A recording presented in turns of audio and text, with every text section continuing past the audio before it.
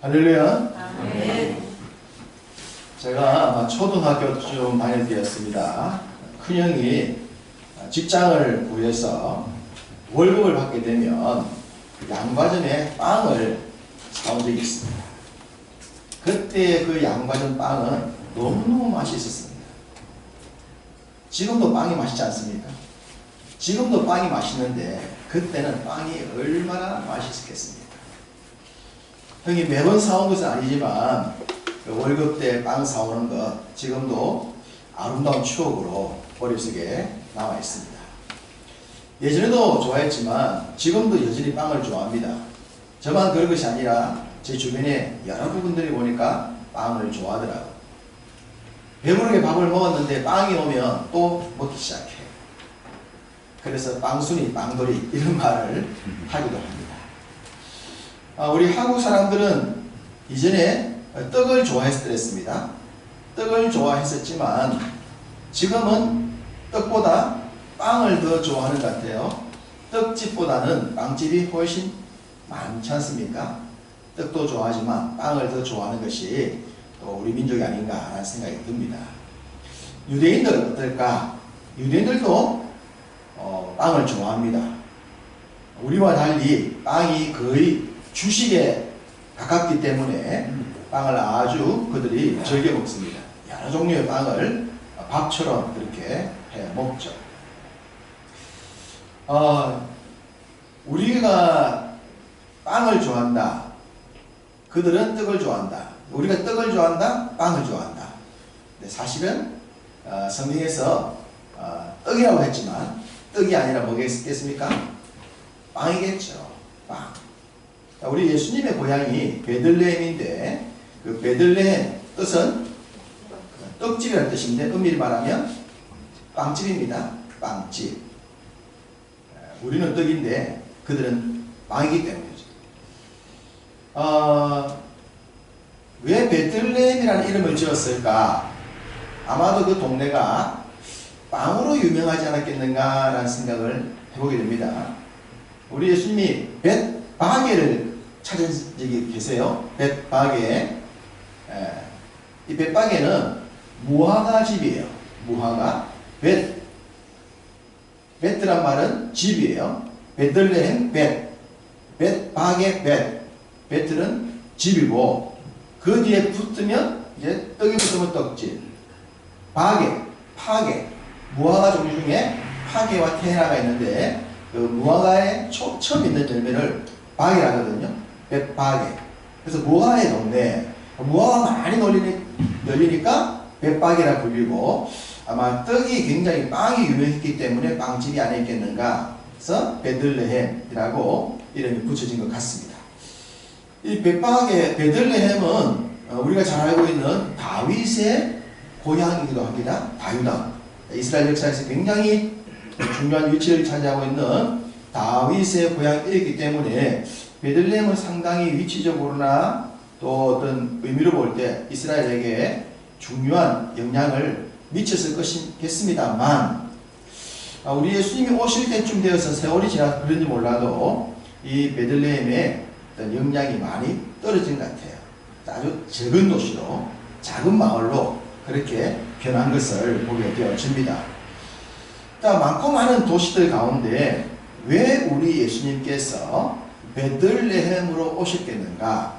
오셨으니까 오신 것이지라고 할 수 있겠지만 왜 베들레헴 오셨는가? 라고 생각해 본다면 베들레헴의 뜻 자체가 떡집, 빵집, 생명의 떡. 우리 예수님 자신이 생명의 떡이라 하셨기 때문에 아마도 태어나신 고향조차도 그 생명의 떡의 의미를 두기 위해서 베들레헴 많은 도시 가운데서 베들레헴으로 오신 것이 아닐까라는 생각을 해봅니다. 우리 예수님이 베들레헴을 통해 오시겠다라는 예언을 예수님 오시기 전 약 700년 전에 선지자가 예언을 해드렸습니다. 그 선지자는 미가 선지자입니다. 자, 미가서를 잠시 한번 보겠습니다. 미가서 5장입니다. 구약성경 1294쪽이에요. 1294쪽 구약성경 미가서 5장 2절입니다. 1293쪽에 있는 미가서 5장 2절을 같이 읽어보겠습니다. 베들레헴 에브라다야, 너는 유다 족속 중에 작을지라도 이스라엘을 다스릴 자가 내게서 내게로 나올 것이라. 그의 근본은 상고의 영혼에 있느니라. 아멘. 유다 족속 중에 작을지라도, 베들레헴이 우리 예수님 오실 때쯤에는 아주 작은 도시가 된 것 같아요. 유명하고 큰 도시가 아니라 별로 알려지지 않은 도시로 그렇게 좀 변했던 것 같습니다. 작은 도시입니다. 작은 마을, 작은 도시에 주님이 오셨지만 오신 주님은 크신 분이셨습니다. 작은 곳에 작은 자로 오셨지만 우리 주님은 아주 큰 자가 되십니다. 애들이 태어났을 때 작게 태어나지만 작게 낳아서 크게 키워라, 그렇게 말하지 않습니까? 작게 낳아서 크게 키워라, 그렇게 말을 하기도 하고, 형편없고 적은 곳에서 사람이 잘됐다라고 말할 때는 개천에서 용났다, 이런 말도 해요. 적게 태어나도 환경은 열악해도 나중에 잘되는 것이 더 중요하다라는 의미를 사용하는데, 우리 주님도 작은 마을에 작은 아이로 오셨어요. 바로 그 베들레헴이라는 곳에 오셨습니다. 그러면 미가 선지자가 이 말씀을 기록했던 시대적 배경을 본다면 이사야와 비슷한 시대 사역자입니다. 그러니까 예수님 오시기 전에 한 700년 전 메시지라 보면 돼요. 예수님 오시기 전 700년, 그때는 어느 시대냐 그러면 아수르가 세상을 지배하고 있었던, 아수르가 대제국을 이루었던 시대입니다. 아수르는 큰 민족이었습니다. 거대한 민족이었습니다. 500년 제국을 자랑했던, 인류 역사에서 가장 오랫동안 강력한 제국을 자랑했던 나라가 아수르예요. 이 아수르가 그 당시 세계를 지배하고 호시탐탐 유대를 정복하기 위해서 기회를 누렸던 그런 시대입니다. 그리고 그 아수르에 의해서 북왕국 이스라엘도 정복을 당해요. 그만큼 이스라엘 땅에 위협을 주었던 그때에 유대 이스라엘은 적은 나라였습니다. 아수르 제국에 비하면 보잘것없이 아주 적은 나라였어요. 적은 나라. 그 중에서도 베들레헴은 더 적었어요. 거기서 작은 아이가 오셨으니 표시가 낫겠습니까? 시대적 환경을 보더라도 거대한 제국 앞에 아주 적은 유대 땅에 더 적은 베들레헴에 작은 아이로 주가 오실 것이라고 미가 선지자가 주님 오시기 전에 예언을 한 겁니다. 그런데 이 메시지가 이스라엘 백성들에게는 희망이 되는 거예요. 왜냐하면 이 미가서 5장 2절 마지막에 나오는 그 단어 때문입니다. 그의 근본은 상고의 영혼에 있느니라. 비록 베들레헴이라고 하는 작은 마을에 작은 아이로 오시지만 그분이 누구냐? 그분은 상고의, 이 상고란 말은 오랜 시간에, 오랜 역사 동안에, 그리고 영원, 끝이 없는 분으로 오신다. 그가 오실 때는 아수르라는 제국이 거대 제국, 500년 제국을 자랑하면서 거대한 민족으로서 세상 앞에 호령하고 있었지만, 작은 아이로 오신 주님은 눈으로 볼 때는 작은 아이였지만 그분은 상고에, 아수르가 존재하기 이전 그 오래전부터, 태초부터 계셨던 분이고 영원까지 계시는 분이에요. 아수르가 500년 제국을 자랑했지만 망했고 지금 사라지고 없지 않습니까? 그러나 주님은 지금도 계시잖아요. 그분은 영원이에요. 그분은 오래부터 계셨고 영원까지 계실 분이에요. 바로 미가가 장차 오실 예수님, 장차 오실 메시아를 그렇게 말하고 있는 겁니다. 그는 유대 땅의 작은 마을에 아주 사람도 알아보지 못할 작은 아이로 오셔서 세상에 아무런 관심을 갖지 않았고 눈에 보인 대제국 아수르의 마음을 빼앗겼겠지만 그분은 상고에 계신 분이었고 영원히 계실 분이다. 그분이 희망이요, 그분이 우리의 생명의 떡으로 오실 분이다 라고 미가가 예언을 했던 겁니다. 그러니 이 미가의 메시지를 우리가 좀 더 깊이 묵상해 본다면 이 말씀이 얼마나 큰 희망이 되었겠습니까? 그 시대, 아무런 그 시대에 희망의 메시지가 되었을 것입니다. 우리 주님은 미가 선자의 예언대로 베들레헴으로 오십니다. 그런데 그분은 궁궐로 오시지 않았어요. 만왕의 왕이셨다면 궁으로 오셔야 되겠지만 그는 궁으로 오시지 않았습니다. 또한 부잣집 아이로 오시지도 않았어요. 우리가 잘 알고 있듯이 요셉과 마리아라고 하는 아주 가난한 가정, 가난하지만 영성이 살아있었고 믿음이 있었던, 주의 말씀을 믿음으로 받아들일 수 있었던 요셉과 마리아의 가정으로 오셨던 거예요. 우리가 이번 다니엘 때 영상 들은 것 중에 성경을 믿지 못한 사람이 그런 얘기 했다지 않습니까? 예수님이 어떻게 천행으로서 올 수가 있냐? 어떻게 부부관계를 하지 않았는데 올 수가 있냐? 이해할 수가 없다 라고 말하니까 다른 분이 그랬다지 않습니까? 아니, 남편이 요셉도 이해하고 살았는데 네가 좀 이해하면 안 되냐고. 이해할 수 없는 가정에 그 적은 가난하고 보잘것없는, 또 남편 입장에서도 이해하기 어려운 그런 복잡한 상황 속에도 이 요셉과 마리아가 믿음으로 주의 말씀을 받아들이고 그 집에 주님을 모시지 않습니까? 또 그렇게 믿음의 가정에 오셨다 하더라도 그냥 집안에 따뜻한 붙들막에 있는 그 집안에 오시면 다행일 줄 몰라도 주님은 마구간 오셨잖아요. 집도 아니, 여관의 그 마구간에. 우리 주님 오시면 이렇게 적게 오셨어요. 아주 작은 분, 표신하지 않는 분, 사람들이 눈이게 볼 수 없는 분, 그렇게 작은 자로 오셨지만 그분은 어떤 분이십니까? 크신 분이십니다. 크신 분, 위대하신 분이십니다. 그분이 왜 크시고 위대하십니까?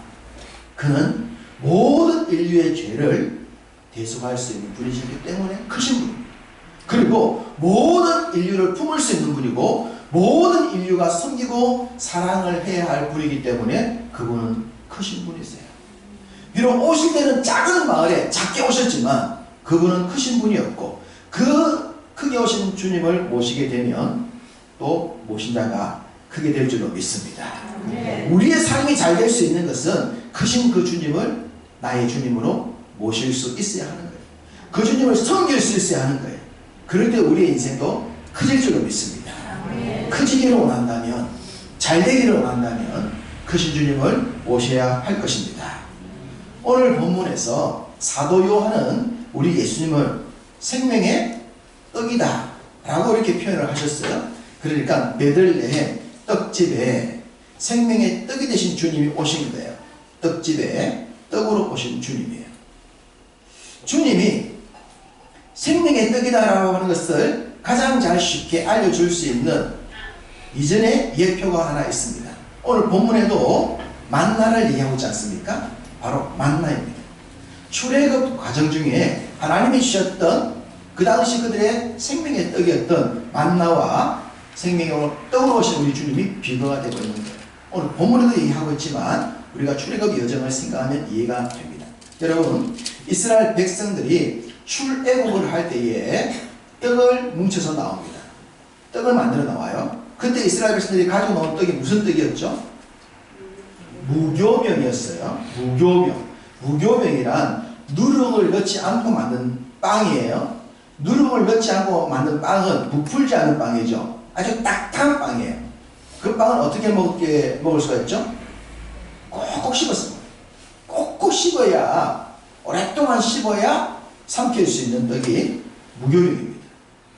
먹기 좀 보송보송한 빵이 아니라 아주 딱딱한 빵. 그 무교병을 하나님이 준비하셨고 무교병을 가지고 나왔어요. 그런데 그 무교병도 출애굽을 하자마자 곧 떨어지고 말았다. 그 딱딱하게 맛있는 빵도 그것밖에 없었기 때문에 먹었고 그 빵도 곧 떨어지고 말았습니다. 그 이후에 하나님이 이스라엘 백성들에게 주 식량으로 주신 것이 만나입니다. 출애굽 여정 속에서 계속 먹을 수 있도록 주신 것이 바로 그 만나였어요. 그 만나에 대해서 성경이 뭐라고 말씀하시냐 그러면 출애굽기 16장 31절은 이렇게 말씀합니다. 이스라엘 족속이 그 이름을 만나라 하였으며 가시같이 희고 맛은 꿀 섞은 과자 같더라. 자, 맛은 어떻다고요? 꿀 섞은 과자 같다. 과자도 맛있는데 꿀까지 섞었으니 얼마나 맛있겠습니까? 제가 어릴 때 그 형이 양과점 빵, 과자 뭐 많이 사올 수도 없죠. 가난할 때 그런 시대니까. 매번 사올 수가 없었어요. 그런데도 이제 한 번씩 월급에 조금 여유가 있어서 그런지 몰라도 이제 가족들을 위해서 그 빵을 사오면 그 퇴근하고 난 늦은 시간에 빵, 양과점 빵 얼마나 맛있는지, 얼마나 맛있는지. 지금도 그 빵이 생각나거든요. 너무 맛있었던 그 빵. 꿀 섞은 과자 같은, 꿀 섞은 과자 같은, 정말로 맛있는, 이게 만나였습니다. 이렇게 만나가 이스라엘 백성들에게 주 양식으로 주어진 거예요. 그러면 이 만나가 이스라엘 백성의 삶에 매번 주어진 은혜인데 이것이 그들의 삶에 평생 좋아야 하지 않겠습니까? 평생 감사하고 평생 기뻐하고 평생 맛있게 먹어야 할 이 만나가 이스라엘 백성들의 삶에 어떻게 되었는가? 여러분, 이제 우리가 교회를 다니면서 하나님의 말씀을 듣게 돼요. 성경 내용을 듣게 되는 거죠. 알게 되는 거죠. 우리가 조련 집사님, 조혜련 집사님 간증 들었듯이 남녀 호령계곡에 있다가 처음 교회 갔는데 출애굽기 32장에 나오는 모세 얘기를 들었다는 거예요. 처음. 너무 신기한 거예요. 성경 얘기를 듣고 나니까. 너무 궁금하고. 그래서 억지로 교회 나왔지만 남편이 꼭 한 번만 나와주기로 약속 왔는데 그 다음 주에 또 갔다 나니까 너무 성경이 궁금해가지고 내용을 좀 알고 싶어가지고 그래서 지금까지 교회를 다니고 있다 하지 않습니까? 성경이 궁금해가지고 말씀이 궁금해서. 여러분 처음 교회 다녔을 때 하나님 말씀 들었을 때 그렇지 않았더랬습니까? 이 조혜련 집사님처럼 성경 말씀이 야 너무 궁금하다, 너무 신기하다, 알고 싶다, 너무 재밌네, 야 성경이 이렇게 재밌는 거야, 그런 경험 있지 않습니까? 막 그런 경험이 있었을 거예요. 처음 교회 다녔을 때. 저도 제가 교회를 나올 때 성경이 너무 궁금했었어요. 처음 교회를 다녔는데요. 저는 우리 집이 하나님을 안 믿는 집이기 때문에 하나님이 없다고 생각했던 집에서 교회를 살다가 교회로 오니까 하나님이 있다라고 하는 데서 놀래버렸고 그 하나님에 대한 이야기가 너무 신기한 거예요. 그래서 교회를 다닐 때 너무너무 성경을 알고 싶은 거예요. 근데 고등학교 때 성경을 아는 것이 한계가 있으니까 어떤 생각이 들었냐 그러면 아 신학교에 가면 성경을 많이 알 수 있겠지 싶어서 내가 신학교를 가거든요. 신학교 가면 성경을 잘 알 수 있다고 생각했어요. 그만큼 성경이 궁금했더랬습니다. 그 궁금함은 지금도 이어집니다만 어쨌든 이 말씀이 궁금해지는 거죠. 그럼 먹는 겁니다. 말씀이 궁금하다고 하는 것은 말씀을 먹는 것을 의미하지 않습니까? 제가 교육자 생활을 하면서 성도들에게 말씀을 가르칠 기회가 많았었어요. 제가 부교육자 생활을 오래 했는데 이제 우리 교단에는 대형교회에 해당하는 큰 교회에서 부교육자 생활을 했고 그 교회들은 대부분 제자훈련이라고 하는 걸 했어요. 그러니까 성도들에게 일주일에 시간을 정해서 꾸준하게 몇 년 동안 말씀을 가르치는 그런 사역을 자연스럽게 하게 된 겁니다. 그런 말씀 사역을 해보니까 이 성도님들이 처음 교회에 와서 성경을 가르쳐주면 너무너무 맛있어요. 너무 신기해요. 또 본인들은 성경을 읽어도 잘 모르겠는데 이제 교육자들이 알려주니까 또 너무 쉽고 내가 볼 땐 재미가 없던 성경이 말씀하니까 너무 재밌네요 라고 말하면서 성경에 대해서 굉장히 궁금해하고 재미있어 했더랬습니다. 마치 꿀 섞은 과자를 처음 먹은 것처럼 굉장히 신기해했고 맛있어 했는 거예요. 그런데 시간이 지나기 시작하니까 성도들의 반응이 변하는 거예요. 꿀 섞은 과자가 더 먹고 싶어가지고 자꾸만 찾는 것이 아니라 시간이 지나면 지날수록 이 말씀에 대한 매력들을 상실하기 시작하는 거예요. 신앙은 성숙해야 되는데 믿음의 세월이 많아지면 성숙해져야 되고 장성해져야 되거든요. 이게 커져야 돼요. 높아져야 돼요. 깊어져야 돼요. 넓어져야 되거든요. 그런데 점점 식상해하기 시작하는 거예요. 말씀이 닳지 않은 것으로 느껴지는 겁니다. 이걸 누구를 통해 볼 수 있냐 그러면 이스라엘 백성을 통해 볼 수가 있거든요.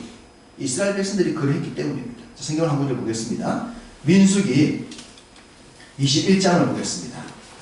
구약성경 231쪽입니다. 민수기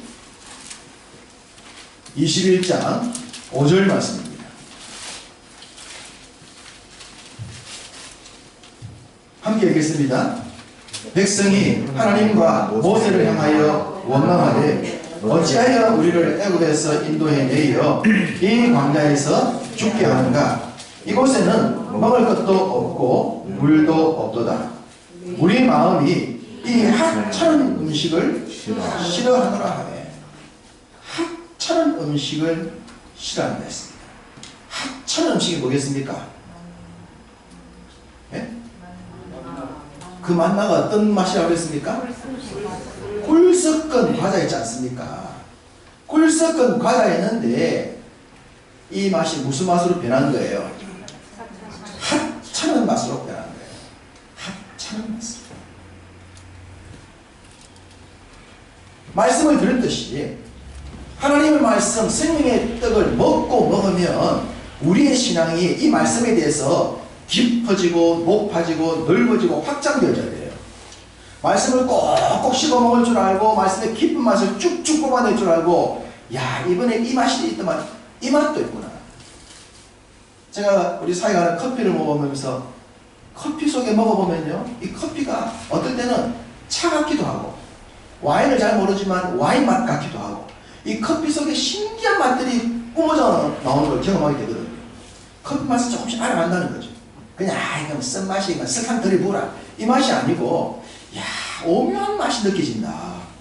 어떻게 커피에서 이런 맛을 느낄 수가 있지? 라고 하듯이 이 생명의 말씀 속에 깊이 있는 맛들을 뿜어내고 뽑아내고 더 맛이 있고 또 새로운 맛을 보고, 지난번 볼 때는 이 맛이었는데 이번에 볼 때 이 맛이구나 라고 느껴져야 되는데 하찮은 맛으로 해요.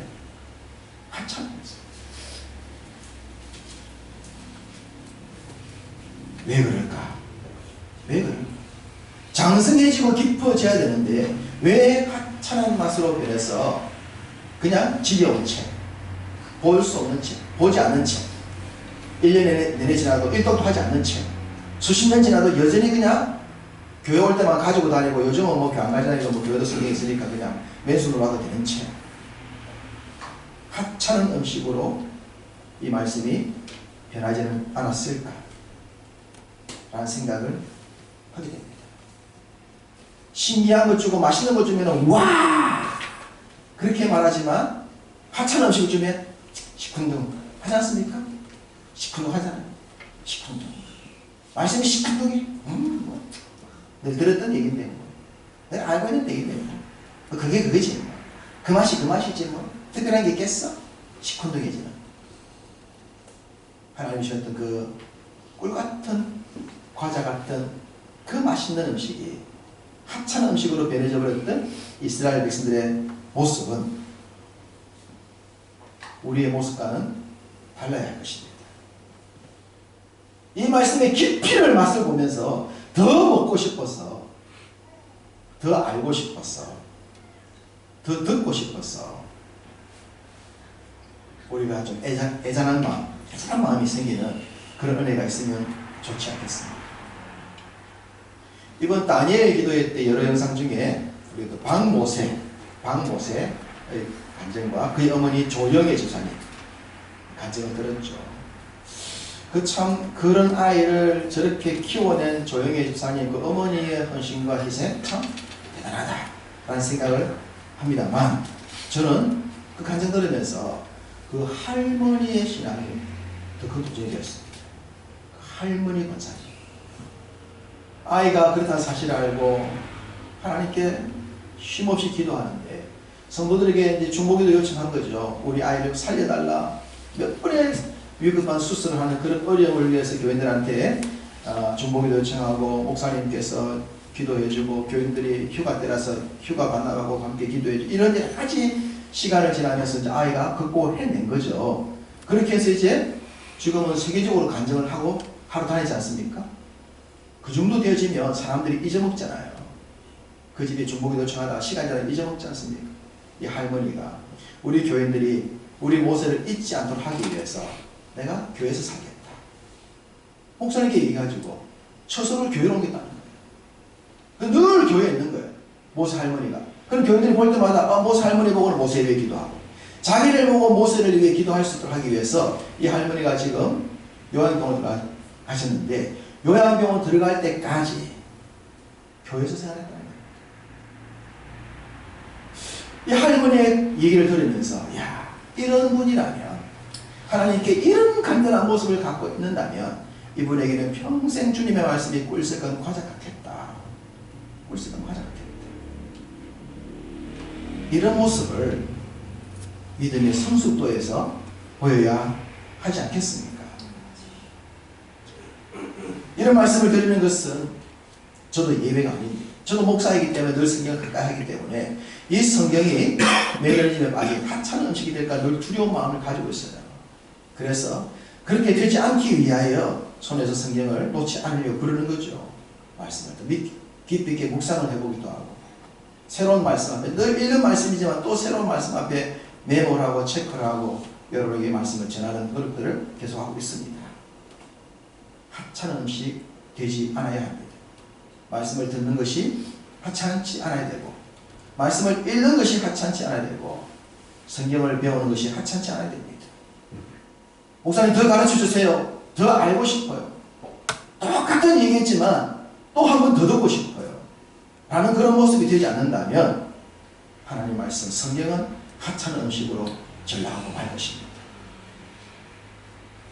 고귀한 말씀이 아니라 의미 없는 말씀이 되고 말 것입니다. 주님은 생명의 떡으로 오셨습니다. 그 생명의 떡은 먹으면 먹을수록 우리 삶을 윤택하게 만들어 갑니다. 그 떡을 어떻게 우리가 하찮게 생각할 수 있겠습니까? 그 떡을 어떻게 1년 내내 보지도 아니하고 방치만 할 수 있겠냐 말입니다. 진짜 생명의 떡이라면, 진짜로 맛있는 것이라면 그냥 둘 수가 없죠. 먹어야 되는 거죠. 계속 먹어야 되는 거죠. 먹고 또 먹어야 되는 거죠. 맛이 없으니까, 하찮으니까 안 먹는 것이고, 왜냐하면 많은 것이죠. 그렇게 된다면 그 생명을 떡으로 오신 주님이 우리에서 버림당하는 것이 되지 않겠습니까? 요한복음 6장에는, 오늘 우리 본문이 나온 요한복음에는 이 오병이어의 기적이 나와 있어요. 오병이어를 가지고 5,000명을 먹이는 그 내용입니다. 그 말씀 하시고 난 뒤에 지금 생명의 떡 얘기를 하신 거예요. 주님이 이 오병이어의 기적을 행하신 이후에 사람들을 떠나가셨어요. 이적을 행하고 난 뒤에 왜 떠나가십니까? 요한복음 6장 15절을 봅시다. 이적을 행하신 이후에 우리 주님이 사람들을 떠난 이유가 15절 나옵니다. 15절 함께 읽겠습니다. 그러므로 예수께서 그들이 와서 자기를 억지로 붙들어 임금 사면한 줄을 아시고 다시 혼자 산으로 떠나가십니다. 무엇 사모일 줄 알고? 임금. 무슨 임금? 떡 주는 임금. 야, 이 사람만 붙들고 있으면 이 떡 계속 나오겠네? 계속 나오겠네. 그러니까 이 사람 왕으로 삼자. 왕으로 삼아서 우리가 다시는 배에 고프지 않도록 만들자 하기 위하여 떡공장 만드는, 떡 만드는 사람으로 삼기 위해서 우리 예수님을 붙들려고 그랬어요. 만약에 이 주님을 붙들었다고 하더라도 그 떡을 계속 먹으면서 감사했을까요? 이스라엘 백성들이 하찮은 음식 생각했듯이 결국 나중에 주님은 하찮게 생각했을 것입니다. 사람들은 주님을 무엇으로 생각합니까? 수가성 사마리아 여인을 찾았을 때에 다시는 목마르지 않는 물을 내게 주세요 라고 말했듯이 우리는 가라지 않는 물과 배고프지 않는 떡을 자꾸만 요구하는 거예요. 그런데 그 떡을 주고 그 물을 주면 영원히 감사하는 것이 아니라 나중에는 하찮게 여겨버리는 거예요. 하나님이 주시는 그 은혜들을 하찮게 여기기 시작하는 거예요. 당연히 생각하는 거예요. 이제 하나님 내게 은혜를 주셔야지, 하나님 나한테 복을 주셔야지, 잘되게 해주셔야지. 왜 어렵게 만드시는 거야? 잘되게 하셔야겠지. 하나님을 하찮게 생각하는, 너무나 당당하게 주인처럼 생각해버리는 그런 신앙으로 바뀔 수가 있는 겁니다. 생명의 떡이신데 생명의 떡이 아니라 내 필요를 채워줄 수 있는 그 정도로 전락해버리는 하찮은 주님으로 만들지 않아야 합니다. 그러기 위해서는 우리가 이 말씀을 더 깊이 있게 보셔야 돼요. 꼭꼭 드시고 드셔야 돼요. 똑같은 말씀, 똑같은 본문이라 하더라도 또 감사함으로 보셔야 돼요. 말씀을 받는 것도 그렇게 받으셔야 돼요. 그래야만 이 말씀이 하찮은 음식이 되어지지가 않는 겁니다. 박모세 그 할머니 권사님이 계속적으로 아이를 위해 사람들이 기도하도록 하기 위하여 그 편한 집을 버리고 요양원 가실 때까지 교회 불편한 방에서 살면서 서도만 나와가지고 기도하도록 만들었던 그 도전의식처럼 우리가 그 생명의 말씀을 그렇게 대한다면 어떻게 주님 말씀이 우리 삶을 풍요롭게 하지 않게 할 수가 있겠습니까? 그 말씀이 우리 삶에 어떻게 새 생명을 주지 않을 수 있겠냐는 말입니다. 더 먹고 싶고 더 보고 싶고 더 듣고 싶고 더 알고 싶은 말씀 되기를 소망합니다. 내 영혼에서 하나님 목사님 더 알고 싶어요. 더 듣고 싶어요. 더 배우고 싶어요. 더 말해주세요. 그 시간을 더 사모할 줄 아는 그런 마음이 되면 얼마나 좋을까 싶습니다. 모 연예인이 이런 말을 했어요. 자기 그 배우자한테 어제보다 오늘 더 당신을 사랑합니다. 멋진 말이죠. 어제보다 오늘 더 당신을 사랑합니다. 그렇게 적용하면 좋겠습니다. 하나님 말씀을 어제보다 오늘 더 사랑합니다. 하나님 말씀 어제보다 오늘 더 듣고 싶습니다. 어제보다 더 알고 싶습니다. 어제보다 오늘 더 읽고 싶습니다.